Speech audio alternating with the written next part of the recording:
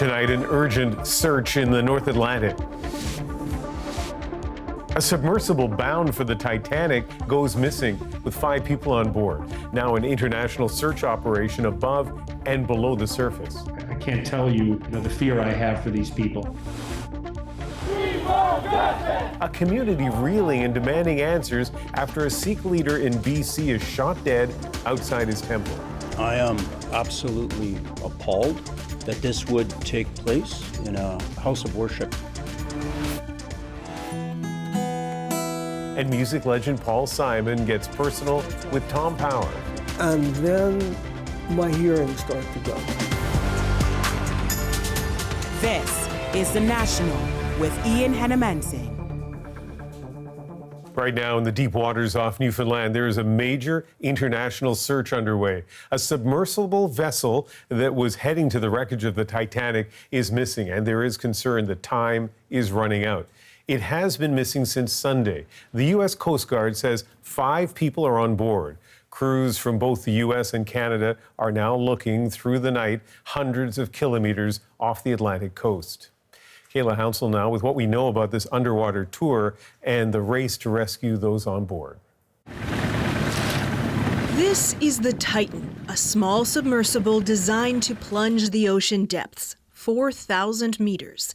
Its current mission to explore the wreckage of the Titanic and take tourists with it. It is not for the faint-hearted to do something like this, to get in that sub. It's very close quarters. You're in it for a long time. You're bolted in from the outside. There's no way out. Colin Taylor made the same voyage last summer. Titan is a go for a dive to the Titanic. He was on the same submersible owned by U.S. company OceanGate Expeditions, now missing in the North Atlantic with 5 people on board. I can't tell you, the fear I have for these people. The Titanic wreck is 685 kilometers south of St. John's. The Polar Prince, the ship that launched the submersible, lost contact with it about an hour and 45 minutes after it began diving Sunday morning. The Titan set out with 96 hours of oxygen on board. It is a remote area, and it is a challenge to conduct a search in that remote area. The U.S. Coast Guard is leading the search. The Canadian Coast Guard is assisting. Both are scrambling more resources to the site, searching from above and working on searching from below. Right now our capability is limited to sonar buoys and listening for sounds. Taking a completely new approach to the sub design, and it's all run with this game controller and these touch screens. That's OceanGate CEO Stockton Rush last summer. The company has been working to measure Titanic's erosion. It takes tourists along for about $250,000. There are reports British billionaire Hamish Harding is among those on board right now. Wow. Colin Taylor says his experience was unforgettable. And there was the bow of the Titanic, literally right there, and it was incredible. He says OceanGate's crew is very capable, but that an experience like this is not without risk. Kayla, this is such an incredible story. What more can you tell us about the search and rescue effort? Well, Ian, there are multiple C-130s already in the air. They're working on getting more aircraft and more ships to the area, including commercial vessels.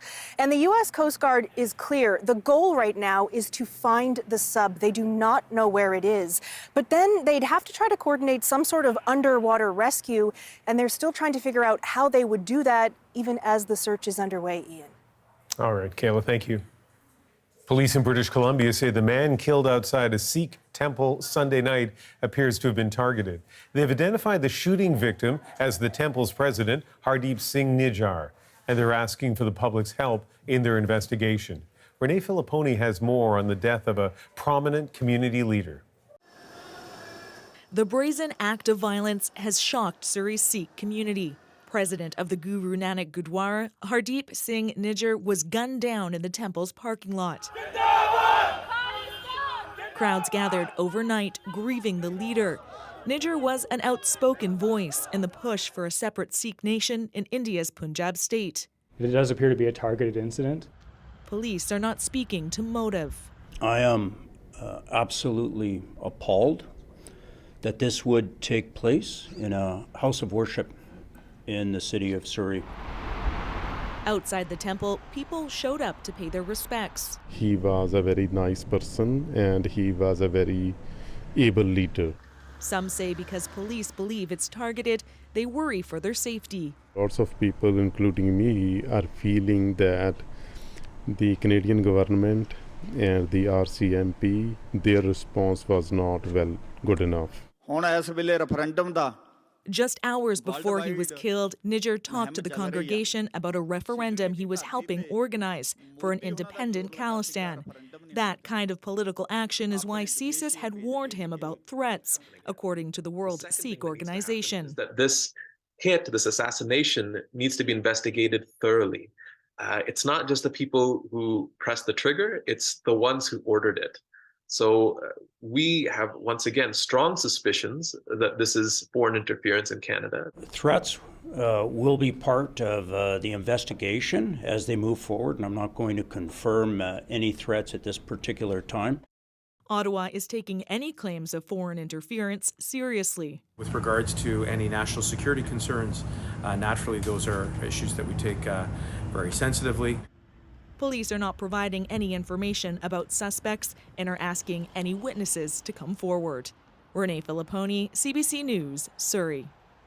Let's bring in our South Asia correspondent, Salima Shivji in Mumbai. And Salima, tell us about India's interest in Hardeep Singh Nijjar. Well, the Indian government wanted him extradited for what Punjab police called acts of reviving terrorism in the state, something he denied. Hardeep Singh Nijjar actually was put on India's designated terrorist list under the country's Unlawful Activities Prevention Act back in 2020 for his pro-Khalistan activities, promoting a separate Sikh state. Before 2020, individuals couldn't be labeled as terrorists, only organizations. Now, people can be put on that list without any judicial process. There was also a cash reward on the books for any information leading to his arrest from India's counter-terrorism unit. He was accused and wanted for allegedly conspiring to kill a Hindu priest, charges that Nijjar denies. And Salima, any official reaction there since the killing? Well, Indian officials are not commenting for now, but they have been vocal about how they see Nijjar in the past. Also vocal and really quite angry at what Indian authorities see as Canada's complacent attitude towards an internal threat of a pro-Khalistan movement. Now, it is a small minority that supports a Khalistan state, not just in Canada, but in other countries where there's a large diaspora community like the UK and Australia. Salima Shivji in Mumbai. Thank you. A Canadian Forces Snowbirds pilot has been charged with sexual assault. Military police charged Major Steve Hurlbut Saturday after an investigation into allegations another member of the military had been the victim of sexual misconduct. Investigators say it allegedly took place in Barrie, Ontario. Police have started to interview some of the survivors of the horrific collision between a truck and bus in Manitoba that killed 15 people. But they say the investigation will take time. Cameron McIntosh is in Dauphin, Manitoba tonight, where they're preparing for a long road ahead.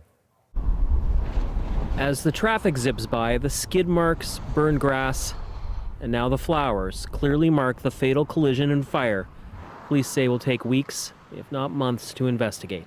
Accuracy is paramount. On Thursday, 15 seniors were killed on a day trip to a casino. The minibus they were traveling in was crossing a divided section of the Trans-Canada Highway when it was struck by a semi-trailer truck, which police say had the right-of-way. The impact was so severe, some bodies require autopsies to be identified. Specialized analysis of the crash site evidence is just beginning.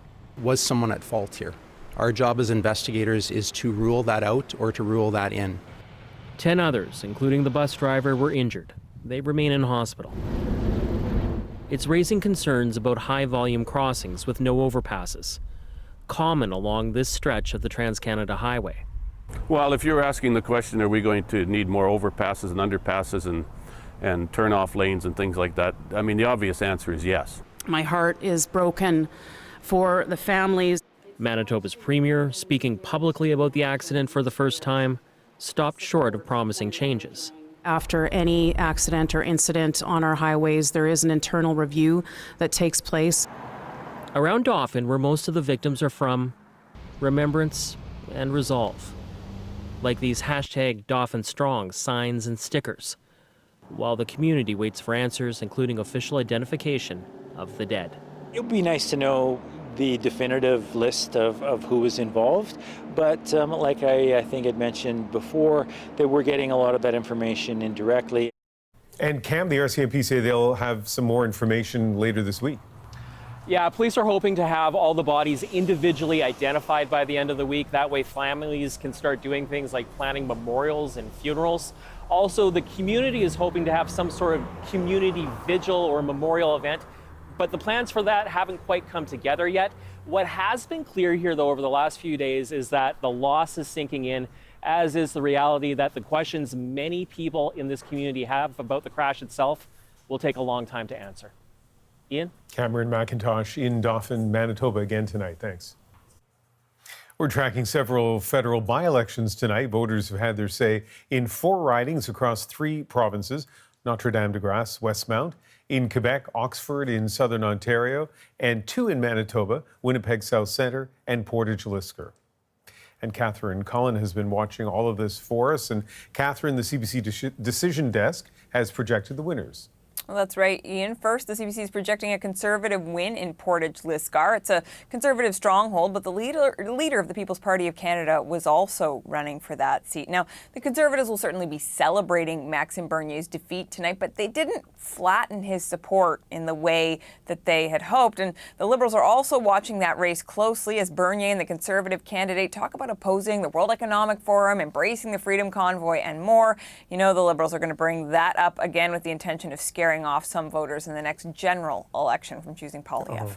And what about the other by-elections?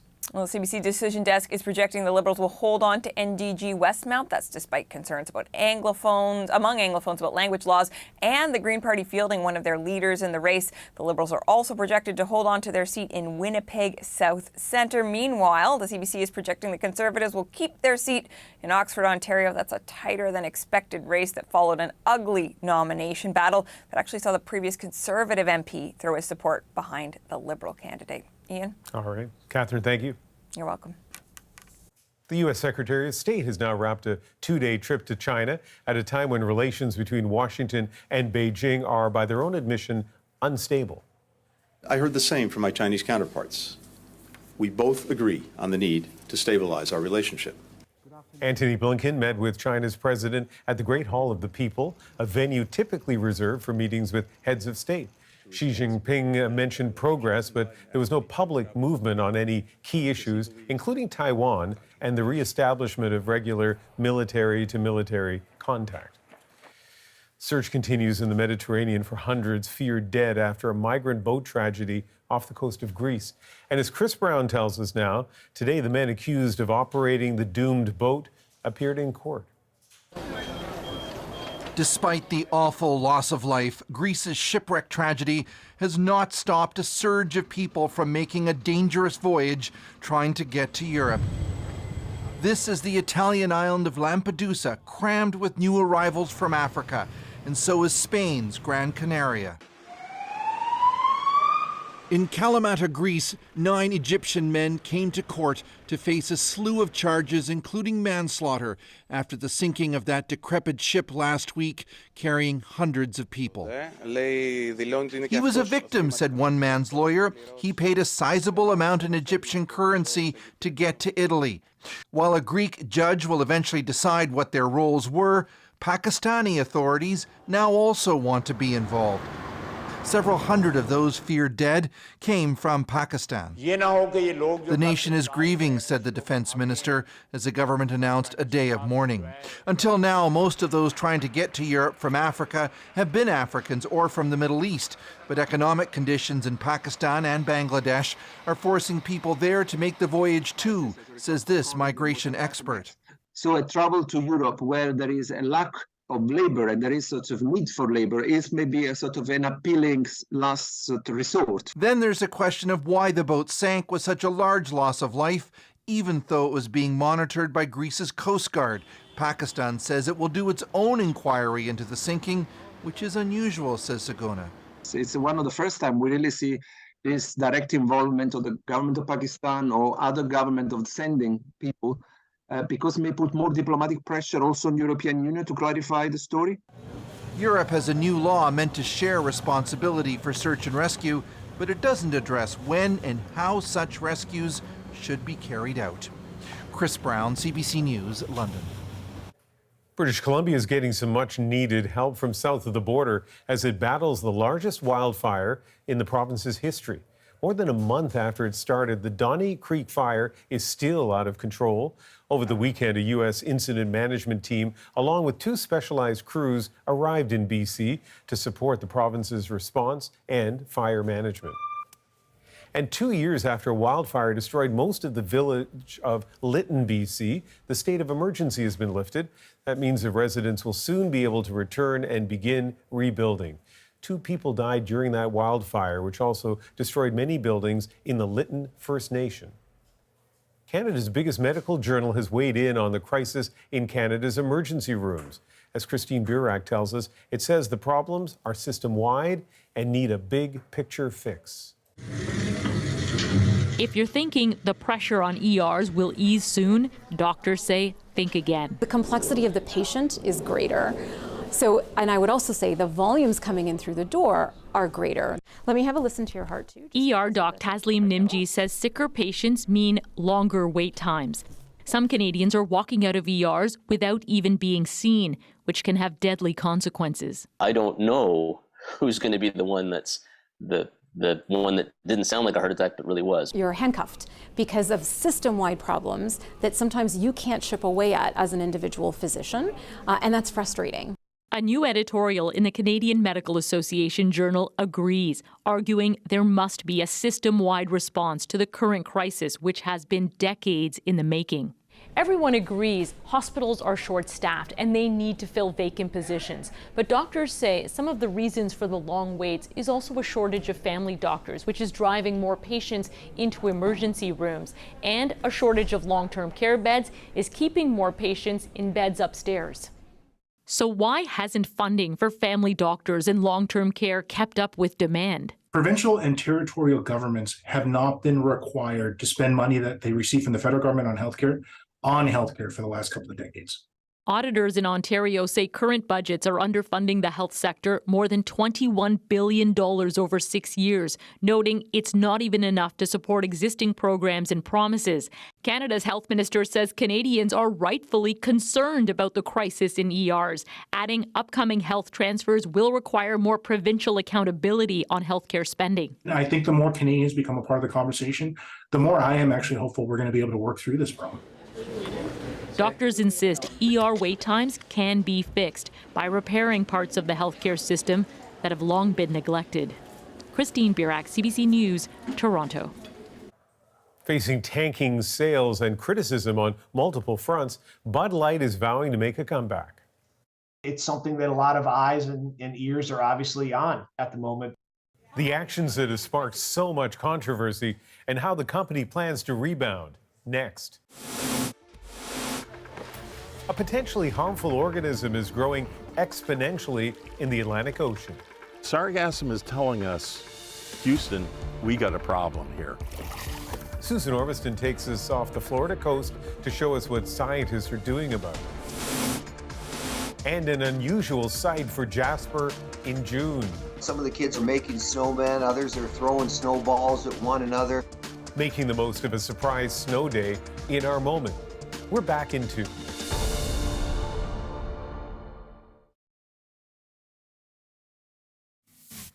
Next thing I know, all hell break loose.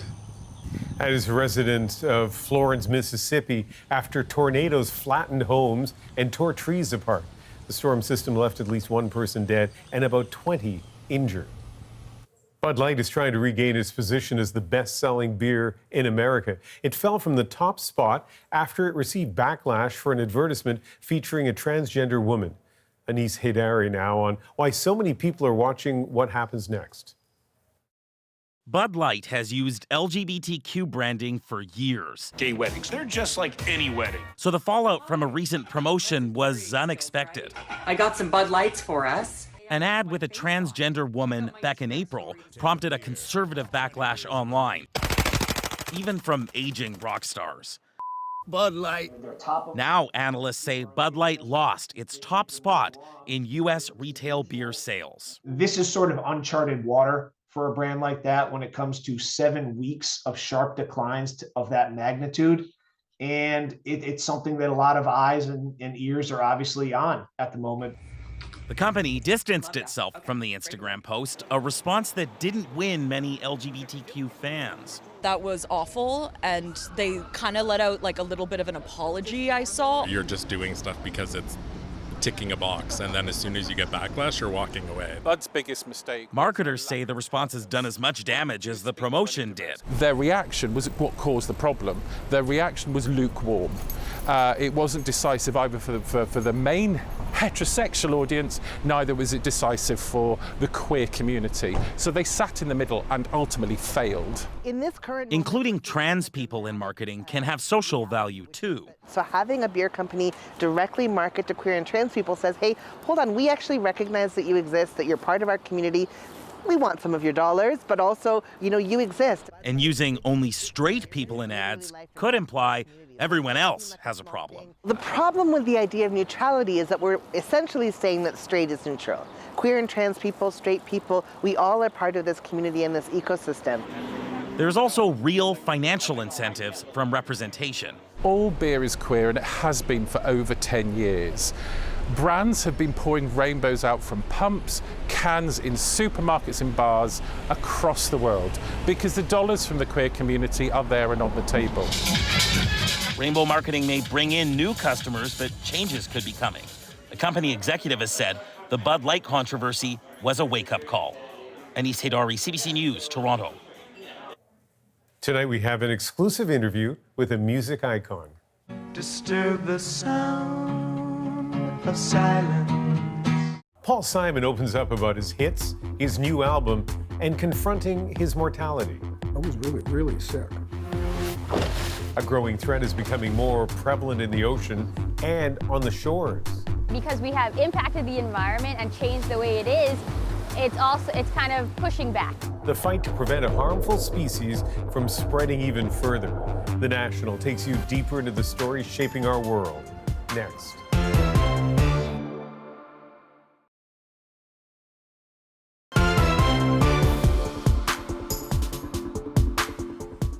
This greenish-brown shag carpet of sargassum, a kind of algae, is coming ashore, clogging beaches across the Caribbean this season in record-breaking amounts, leaving cleanup crews scrambling. There are millions of tons of sargassum drifting in the Atlantic in what could be the largest bloom yet. Our international climate correspondent, Susan Ormiston, recently traveled to the Florida coast to show us why there's so much and how human activity is changing it. That should be enough. Sargassum has been with us forever. Sea turtles and fish love it. Humans, not so much. Sargassum is telling us, Houston, we got a problem here. We've come way out here, 30 kilometers off the coast of Florida. We ready? All right, let's go. To meet Dr. Brian LaPointe, an algae expert. Where you want me? Step there. Motoring out to find the big floating sargassum pads. To ask LaPointe why there's so much more now. The human nitrogen footprint has grown. This is causing an expansion of harmful algal blooms. And sargassum is the biggest algae bloom on our planet. This is a naturally occurring algae, but the scale of it isn't. Tens of millions of tons of the stuff. It's a sign that the ocean is out of balance. Last year, sargassum exploded to a record-breaking 24 million tons, and this year it was tracking the same, leaving ugly, smelly, and potentially harmful algae dumps from the Caribbean and Mexico right up to Florida. Environmental, economic, and human health issues all can occur when you have massive amounts washing up, decomposing.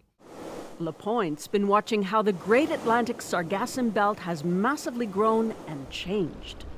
We have seen a 35% increase on average in the nitrogen content. Where's that nitrogen coming from? Fertilizers, human waste, fossil fuel combustion coming out of the atmosphere. on a marine research vessel. His team at Florida Atlantic University collects and categorizes the algae. Can you snip all that old tissue off and put that in a separate baggie, okay? Yeah. Bagging it to go back to their labs where they'll dry it and study its composition. They've picked up a bit of a signal. Sargassum has been swirling around the lower U.S. since April. This is where the current exits the Gulf of Mexico. You can see all these patches of sargassum. Right. Oceanographer Dr. Peter Morton tracks where it's going and the metal elements in it. But the sargassum material that we're finding that's washing ashore has significantly high concentrations of arsenic. We're paying close attention to it because if the sargassum material is used in any sort of human food products, animal feed, or fertilizer, it could present toxic concentrations of arsenic. Sargassum's been a problem on the shoreline in Miami, where tractors battle daily just to clear the beaches. Afifa Abdul Ghani worked on a project to turn all that algae into compost. We had very high levels of arsenic. So instead of using the compost product for, let's say, vegetables or something for human consumption, we recommend that it be used for any ornamental areas. She says lots more research needs to be done. Sargassum has been here longer than we have, right? So it's not something new, but because we have impacted the environment and changed the way it is, it's kind of pushing back, right? So what are you finding then? Well, looks like over 95% of what we're looking at here is seagrass. Not sargassum. Not sargassum and not seaweed. But these mounds of dying seagrass could be collateral damage from the sargassum, and they present other hazards. If you have sea turtle nests and either excessive amounts of seagrass or sargassum are blocking their paths to the sea, sea turtles are getting caught in it. Back on the ocean, recent tracking suggests the huge sargassum growth may be slowing down before it peaks in July. It's unpredictable. And it can be abundant, massive on one day, and a few days later, it's gone. But warming seas and nutrient overload ensure this phenomena is here to stay. Susan, I know you're on assignment. That is the Pacific coast behind you. But let me ask, what else is this early sargassum bloom in the Atlantic showing us? Well, some of it is laced with microplastics sticking to that algae and other marine life. And also that smell from it decomposing on the beaches. Well, that hydrogen sulfide can be toxic in large enough amounts. So scientists are watching that. But really, we're seeing a warming ocean in. Some of the Atlantic is as warm today as it typically is in September, and we're seeing a potential hurricane off the west coast of Africa, perhaps headed to the Caribbean this weekend. That's 2 months earlier than normal. All right, Susan, thank you. You're welcome. His work is revered, and he's far from finished. Driving through darkness, searching for. Paul Simon opens up about the inspiration for his new album and making sense of life in his later years.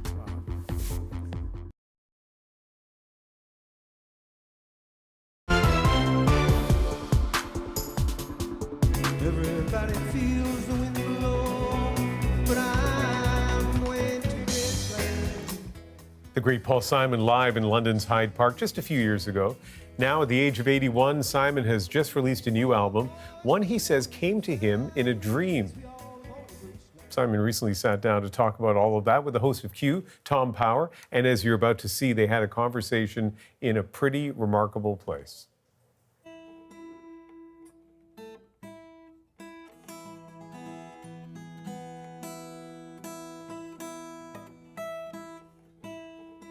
I want to talk about 7 songs. Here, you want to play it for a second? Are you kidding me? No, I just handed it to you. How could I be kidding you?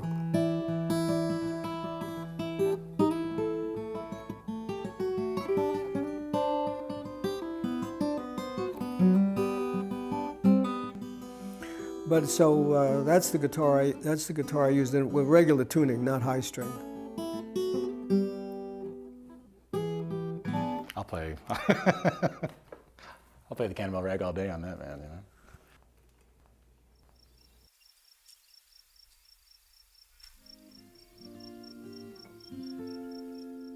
This is a special place. An hour's drive from Austin, Texas, a music studio built out of an old cabin where Paul Simon, one of the greatest songwriters of our time, now spends most of his hours. This little guy's, he's in there. Where'd you get that? This was a gift from Jamie Haddad, who was a percussionist in my band. Most of the stuff he's used to make music over the years lives here. From the percussion instruments he used on his most successful album, Graceland, to this, his first guitar. That my dad bought for me when I was 13. In every corner and on the walls, there are pieces of Paul Simon's storied career, including the first record he made with his high school friend, Art Garfunkel. Hey, schoolgirl in the second row. I sang with Artie, and we sang, we were called Tom and Jerry. I was Jerry. Yeah, we were on American Bandstand, and our song won the competition, and the record was kind of a hit. You know, I think I made $5,000 or something for it. I heard you bought a convertible with it. I did. I bought a convertible and it burned to the ground. What do you mean? It was a '58 red Impala with triple carburetors, and it caught fire while I was driving. It burned to the ground. It really was a heartbreaking thing to watch your first and favorite car burn. That was the beginning. But Paul Simon's career really caught fire in 1965 with a song that knocked the Beatles out of the #1 spot on the Billboard Hot 100. Disturb the sound of silence. From that moment on, Simon and Garfunkel were household names. What's that you say, Mrs. Robinson? Joking Joe has left and gone away. Hey, hey, hey, hey, hey. Paul Simon went on to win 8 Grammys with Art Garfunkel and another 4 as a solo artist. And I'm going to Graceland, to Graceland, Memphis, Tennessee, I'm going to Graceland. Solidifying his place in the Rock and Roll Hall of Fame. Now, the 81-year-old icon is releasing his 15th solo album, 7 Psalms. It's a haunting record, and one that explores some of life's biggest questions. Yesterday's boy is gone, driving through darkness, searching for your forgiveness. I feel like we could probably have an eye the last in the line, hoping the gates won't be closed before your forgiveness. There's something about just the loneliness of the one instrument. The content of the songs caught me off guard. And it feels funny to be sitting down saying this to you, Paul, but I'll say it anyway. It's you wrestling with mortality, with death. You're wrestling with belief. A conversation with belief, whether it be religious belief, whether belief in something bigger than yourself. Talk to me a little bit about that. I think that's closer to a description that I would agree with than the question of mortality. Oh, yeah. Yes, the mortality is in there, certainly in the last piece. But it also starts off, I think, with a thing, I've been thinking about the Great Migration. Yeah. One by one, they leave the flock. That's because, at this age, there are, friends who die. And when it happens, you do think about it. I don't find that it's an insistent thought in my life. I did have a really nasty case of COVID. I was really sick. Were you worried about? I wasn't worried. No, you're just, you know, you feel too miserable to be worried. Yeah, yeah, yeah. Yes. Anyway, the mortality is not really the question that embracing the idea of God or any other word you want to choose for God. That question is a tough question to think about. But I put it out there because it was an honest expression of how I was feeling. Because I don't know your religious inclination. I have none. No? No, I'm not religious. But I think a lot about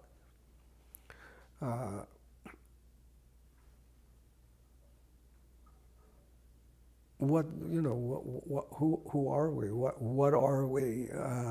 Yeah. And that's why I think this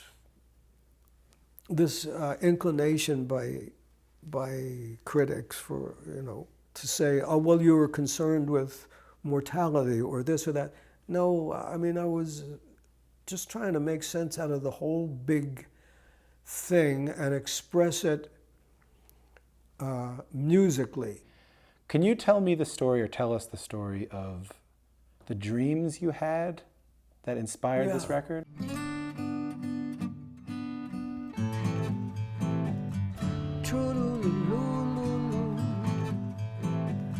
I had a dream on January 15th, 2019, that said, you're working on, or you're supposed to work on, a piece called 7 Songs.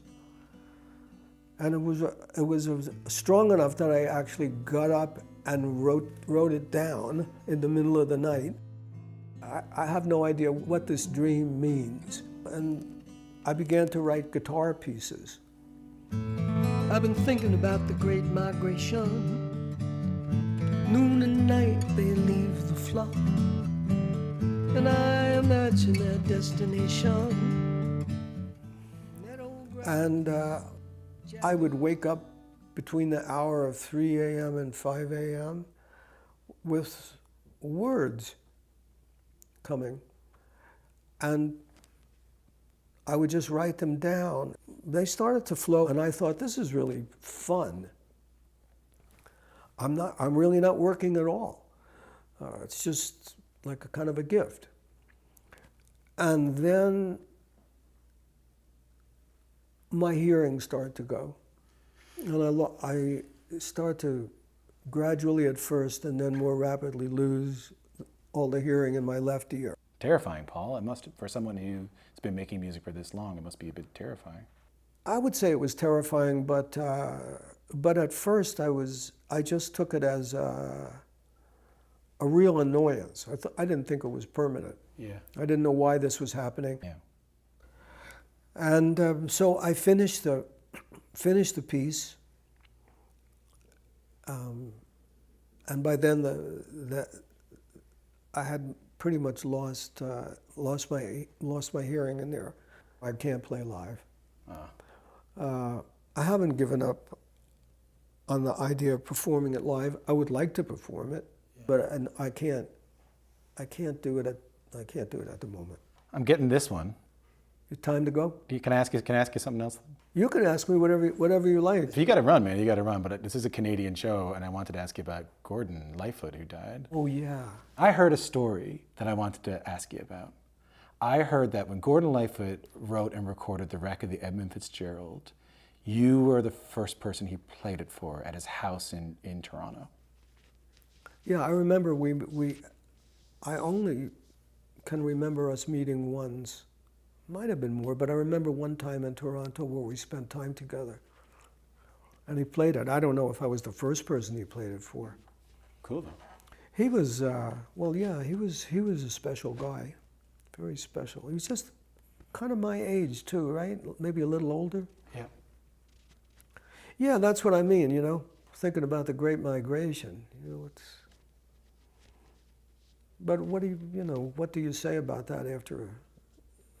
I mean, it doesn't stop you from living, but yeah, so that's inevitably on your mind. You can catch Tom Power's full interview with Paul Simon tomorrow morning on Q. You can listen at 10 a.m. on CBC Radio 1, 1030 Newfoundland, also on Sirius XM and the CBC Listen app. Urban farms are popping up in big cities across Canada, and they're making a difference. We'll tell you how. Plus, it is an absolute winter wonderland up there. Jasper, Alberta gets a winter wallop in June. That's coming up in our moment.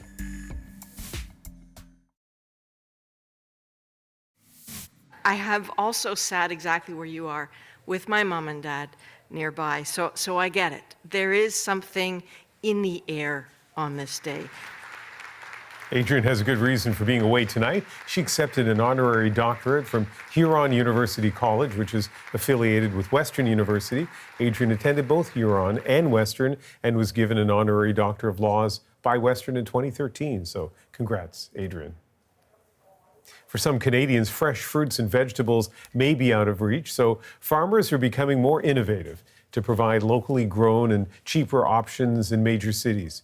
Emily Chung recently visited urban farmers making a difference in the lives of vulnerable groups.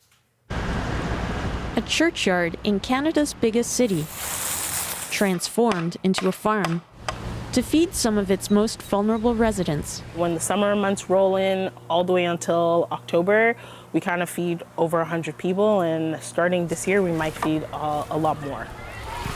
Spring's first harvest goes to seniors in the Flemington Park neighborhood, packed with other groceries too expensive at the supermarket. It's just amazing what they grow out there. It's really good, and the tenants appreciate it. Across Canada, farmers are finding space in all kinds of urban settings. In Montreal, Lufa Farms grows vegetables in huge rooftop greenhouses, sells it online, and delivers it to customers. Even though it's a very cold country, you do have these spaces on rooftops that receive a tremendous amount of heat from the buildings below, where the climate becomes much more comfortable for growing things like tomatoes, cucumbers, peppers, and lettuce. He says growing food locally, using less energy, means there's lower inputs that went into the process of making it and delivering it, and ultimately it will be cheaper. The lettuces are important. Back in Toronto, this farmer found space in his own backyard. I got cilantro, I have bok choy to my right here, I have kale, I have chard, I have beets. Both Suwadi and Lufa Farms share food with those who can't afford to buy it. We are partnered with some charity organizations, and when we approach them and say we have boxes of food, they know exactly where to distribute it and connect it to those families that don't have access. But it's not just professional farmers growing food in cities. Community gardens fill this hydrofield. People in nearby apartments grow everything from amaranth to bitter melon. If I don't buy anything, if I use this thing, lots of money saved, of course. Largely, food comes from plants in a garden for free. This researcher says urban community farming can sidestep some cost and supply issues with our industrial food system. One of the big challenges? Land costs a lot of money, and where there's a lot of competition for space with other priorities, I do think it's important we think about how do we ensure that we have these green spaces where people can grow food that they need. She says cities have lots of spaces to grow food, and knowing the benefits, we should tap into them. Emily Chung, CBC News, Toronto. Okay, you can see that chairlift maybe through all the snow. You might think this is a picture from ski season, but it was actually taken today. The ski hills near Jasper, Alberta received more than 30 centimeters. There was snow lower in the valley as well. That wacky weather is our moment. So let it snow, let it snow, let it snow. I woke up this morning about 6 a.m. as I usually do and opened up the drapes. We had about 6 or 7 centimeters on the ground, and to say I was surprised would be an understatement. Down in the valley here in Jasper, to see snow in June is a little bit unusual, quite unusual. But then you go to the higher elevations up at the ski area, for example, at Marmot Basin, there's over 30 centimeters of snow already. It is an absolute winter wonderland up there. I've never seen anything like this. I've been here since 1978, and we see snow up on the peaks come down in June and July, but never so low in the valley.